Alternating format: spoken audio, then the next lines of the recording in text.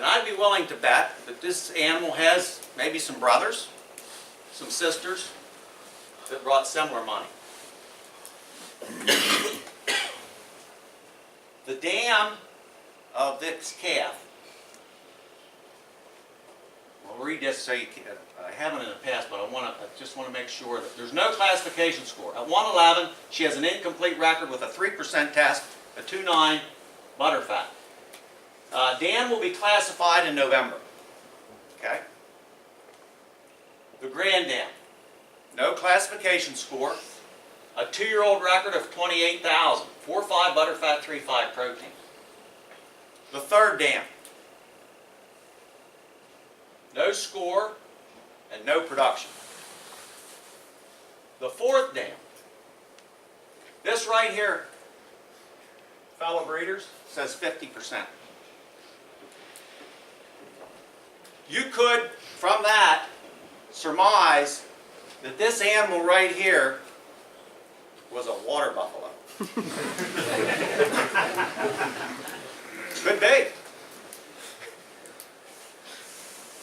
Probably wasn't. My point, this is, whoops, this is where we're at genetically.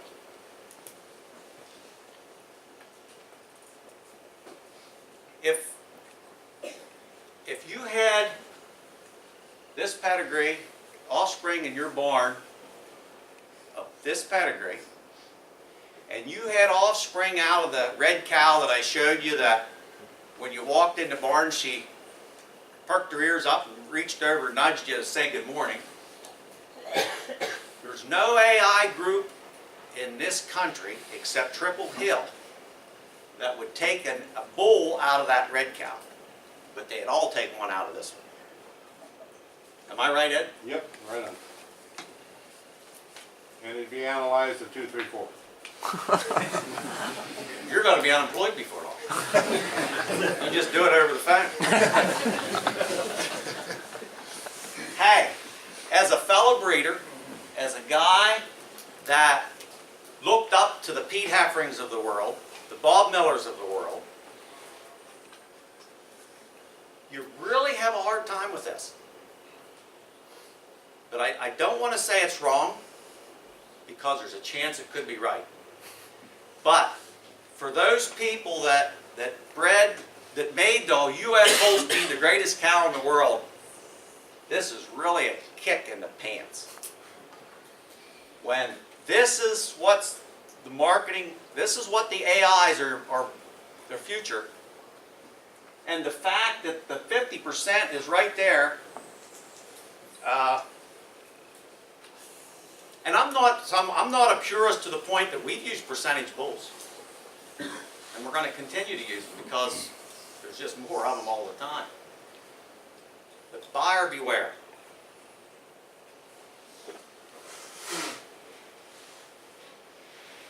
The A2 conversation continues to grow, expand. There's a lot of questions. How many of you are breeding for A2? How many of you just don't care? I'm not saying either one's wrong. When you hear the testimonials on A2 from dairymen, it makes you feel a little bit like the research we have right now is a little skeptical. I guess I'm a little skeptical of it.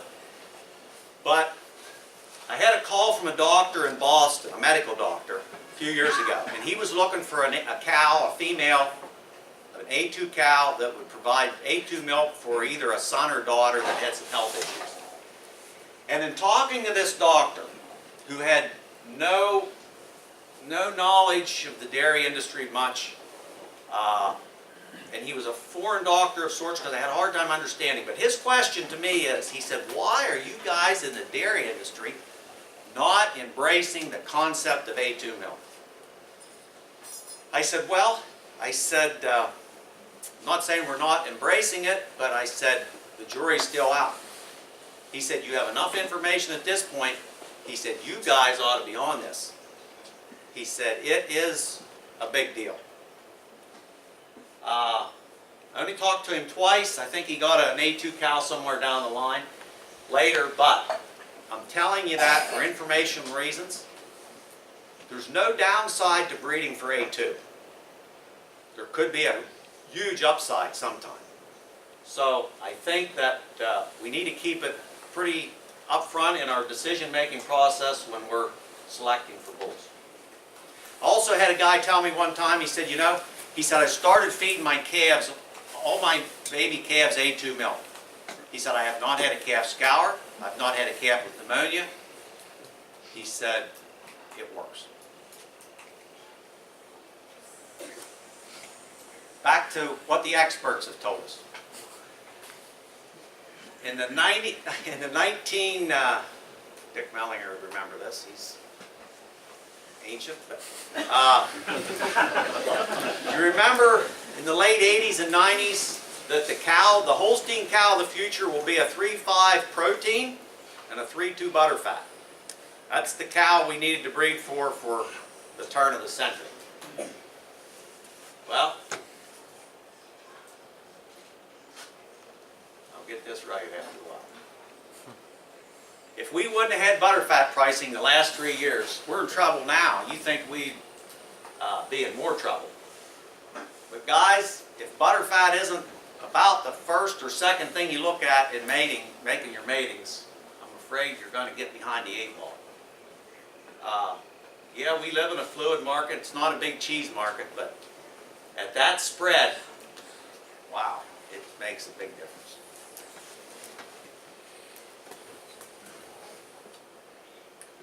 This kind of sums up Burket-Falls Farm and the philosophy that we have. We're never afraid to work pretty hard, but we had a lot of luck. And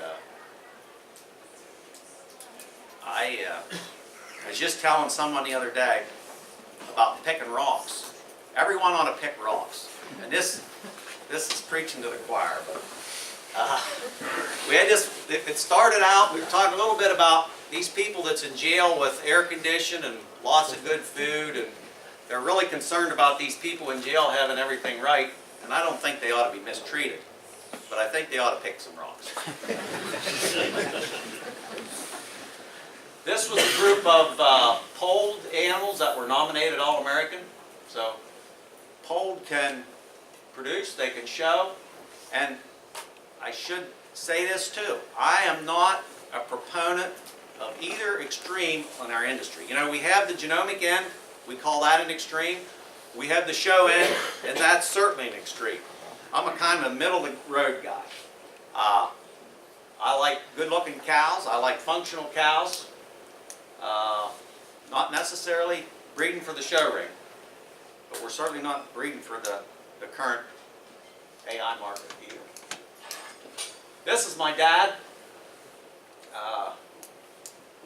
As I said, he's 86. He comes to the farm every day. We agree on 90, I told someone the other day 95% of everything. I would say probably 98% everything. And oftentimes, we'd be working together and Dad'd say something, oh God, where'd you get that idea at, you know? But he, thinking back, he was always more right than he was wrong.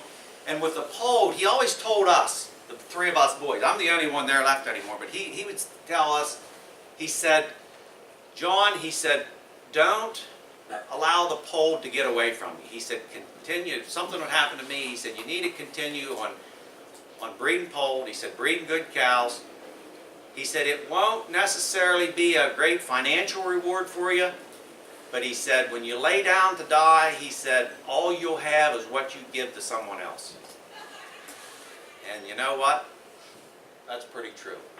And he always figured if he was able to give the poll a rebirth, that someday that the only dehorners you would see would be in a museum, that would certainly make him happy. He was just recognized by National Dairy Shrine, and I just put this slide in there. Someone suggested to me, said you should mention that about your dad. And I give him all the credit anyway. I mean, he's been I'm just carrying the water. He did the work and most of the thought process. And he was just recognized or nominated by Holstein International as being one of the most influential breeders of the last 25 years. All I can say is I'm proud to call him a father. My daughter, who put this together, says, "Dad, you need something that they'll laugh about. Something other than just nuts and bolts." So that's there for that. That's my immediate family, my 2 granddaughters. I have a grandson now. 2 daughters on the left, my son. Mom and Dad. Okay. Any questions? But before I even take questions, how are we on time? I'm anxious to give these $30 out. So one of the take-home messages that I wanted to leave you with